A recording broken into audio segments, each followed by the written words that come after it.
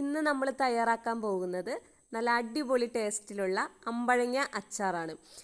അച്ചാർ ഉണ്ടാക്കാനായിട്ടേ ഈ ഒരു വലുപ്പത്തിലാണ് കേട്ടോ കണ്ണിമാങ്ങയല്ല അമ്പഴങ്ങ എടുത്തിരിക്കുന്നത്. നമ്മുടെ കണ്ണിമാങ്ങനേക്കാളും കുറച്ചും കൂടെ ഒരു വലിപ്പം ഉണ്ടാകും.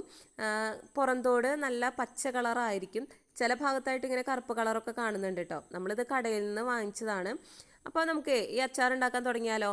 അതിന് വേണ്ടിയിട്ടേ ഞാൻ തൊലിയൊന്നും കളയണില്ല കേട്ടോ. ഇതിങ്ങനെ രണ്ടായി പൊളിച്ചെടുത്തിട്ട് അതിന് വീണ്ടും ഇങ്ങനെ ചെറിയ ചെറിയ കഷ്ണങ്ങളാക്കുകയാണ് കേട്ടോ. ചിലവർ ഇങ്ങനെ പറയും അച്ചാർ ഉണ്ടാക്കാനായിട്ടേ ഇതിങ്ങനെ ഡയറക്റ്റായിട്ട് എണ്ണയിലിട്ടിട്ട് വാട്ടിയെടുത്താൽ മതിയെന്ന്. പക്ഷെ അങ്ങനെ ചെയ്യുമ്പോൾ അതിനകത്ത് ഉപ്പും മുളകൊക്കെ പിടിക്കാൻ ചാൻസ് കുറവാണല്ലോ. അപ്പോൾ അതുകൊണ്ടാണ് കേട്ടോ ഞാനിങ്ങനെ ചെറിയ പീസുകളാക്കി എടുക്കുന്നത്. ഈ ഒരു അമ്പഴങ്ങ ഇത്രയും അമ്പഴങ്ങ അരിഞ്ഞെടുത്തപ്പോൾ നമുക്ക് ഇത്രയും ക്വാണ്ടിറ്റിയാണ് കേട്ടോ കിട്ടിയിട്ടുള്ളത്. അപ്പോൾ ആദ്യം തന്നെ ഈ അമ്പഴങ്ങേനെ ഞാൻ നല്ല പച്ചവെള്ളത്തിലിട്ട് കഴുകി വാരി എടുക്കുകയാണ് കേട്ടോ. കാരണം ഇതിന് ചെറുതായിട്ട് ഒരു ചവർപ്പൊക്കെ ഉണ്ട്.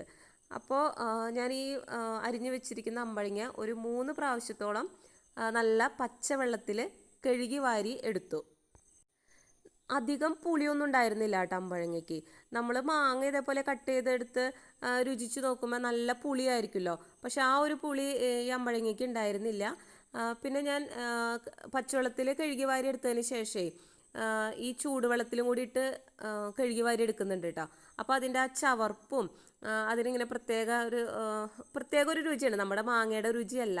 അപ്പോൾ ചൂടുവെള്ളത്തിലും കൂടെ കഴുകി വാരി എടുത്തിട്ട് ഞാനിങ്ങനെ ഉപ്പ് തിരുമ്പി വെക്കുകയാണ് കേട്ടോ. ഉപ്പിലിടുന്നില്ല.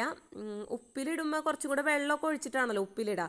പക്ഷെ ഞാനിവിടെ ഈ അരിഞ്ഞു വെച്ചിരിക്കുന്ന കഷ്ണത്തിൽ കുറച്ച് ഉപ്പ് തിരുമ്പിയിട്ട് ഇങ്ങനെ മൂടി വെക്കുകയാണ് കേട്ടോ. അപ്പോൾ ഇന്നിപ്പോൾ തന്നെ ഉണ്ടാക്കുന്നില്ല. ഞാനിപ്പോൾ ഇന്ന് രാത്രിയാണ് ഇതിങ്ങനെ ചെയ്ത് വെക്കുന്നത്. എന്നിട്ട് ഞാൻ അടുത്ത ദിവസം, അതായത് നാളേക്കാണ് കേട്ടോ അച്ചാർ ഉണ്ടാക്കാൻ തുടങ്ങുന്നത്. അപ്പോൾ നന്നായിട്ട് ഉപ്പ് പിടിക്കാനായിട്ട് ടീസ്പൂൺ കൊണ്ടും ഇളക്കിയിട്ടു. പിന്നെ ഞാൻ നന്നായിട്ട് കൈ കൊണ്ടും കൂടെ ഒന്ന് മിക്സ് ചെയ്തു കേട്ടോ. ഞാൻ മൂടി വെച്ചു. ഇനി അടുത്ത ദിവസം പാത്രം തുറന്നപ്പോൾ ഈ ഒരു കൺസിസ്റ്റൻസിലാണ് കേട്ടോ ഇരിക്കുന്നത്.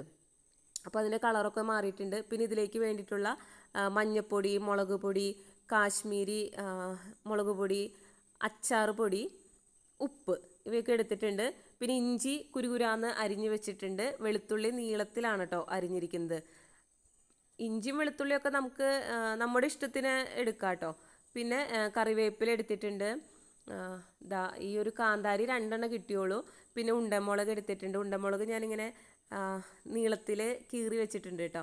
പിന്നെ നമ്മുടെ ഉണക്കമുളക് എടുത്തിട്ടുണ്ട്. ഇനി ചീഞ്ചട്ടി ചൂടാകുമ്പോൾ എണ്ണ ഒഴിച്ചു കൊടുത്തു. എണ്ണയല്ല, വെളിച്ചെണ്ണയാണ് എടുത്തിരിക്കുന്നത്. വേണമെങ്കിൽ നല്ലെണ്ണ ഉപയോഗിക്കാം. പിന്നെ കടുകിട്ട് പൊട്ടിക്കുക. അതിനുശേഷം കുറച്ച് ഉലുവയും കൂടി ഇടാം. ഈ ഉലുവയും കടുകൊക്കെ നമുക്ക് പൊടിച്ചിട്ടും ചേർക്കാം കേട്ടോ. പിന്നെ അതിനുശേഷം ഉണക്കമുളക് ഇട്ട് കൊടുത്തു. നമ്മുടെ പച്ചമുളക്, കറിവേപ്പില ഇവയൊക്കെ ഇട്ട് കൊടുത്തിട്ടേ നന്നായിട്ടൊന്ന് വാട്ടിയെടുക്കാം. ഈ ഒരു കറിവേപ്പിലയും പച്ചമുളകൊക്കെ ഇങ്ങനെ വാടുമ്പോൾ നല്ല സ്മെല്ല് വരുന്നുണ്ടായിരുന്നു കേട്ടോ. പിന്നെ ഇതിനകത്തേക്ക് കായംപൊടി ഞാൻ പ്രത്യേകം അഡീഷണൽ ആയിട്ടൊന്നും ചേർത്തില്ല. അച്ചാർ പൊടിയിൽ ഓൾറെഡി കായത്തിൻ്റെ ഒരു ടേസ്റ്റൊക്കെ ഉണ്ടല്ലോ. പിന്നെ നമ്മുടെ ഇഞ്ചി വെളുത്തുള്ളിയൊക്കെ അരിഞ്ഞ് വെച്ചിരിക്കുന്നതും കൂടെ ചേർത്തിട്ട് നന്നായിട്ട് ഒന്നും കൂടെ വഴറ്റിയെടുത്തു കേട്ടോ. അതിനുശേഷം നന്നായി വഴന്ന് വന്നതിന് ശേഷം നമുക്ക് ഉപ്പിട്ട് കൊടുക്കാം. പിന്നെ നമ്മുടെ മുളക് പൊടി, മഞ്ഞൾപ്പൊടി, നമ്മുടെ കാശ്മീരി ചില്ലിപ്പൊടി, അച്ചാർ പൊടി ഇവയൊക്കെ ഇട്ടിട്ട് നന്നായിട്ടൊന്ന് വാട്ടിയെടുക്കുക. ഇതിങ്ങനെ വഴറ്റിയെടുക്കുമ്പോൾ തീ സിമ്മിലാക്കി വെക്കാനായിട്ട് ശ്രദ്ധിക്കണേ. പിന്നെ ഈ അച്ചാർ പൊടിയെ നമുക്ക് ഈ അമ്പഴങ്ങയിൽ ഡയറക്റ്റായിട്ട് ഇങ്ങനെ തിരുമ്പി വെക്കുക കേട്ടോ.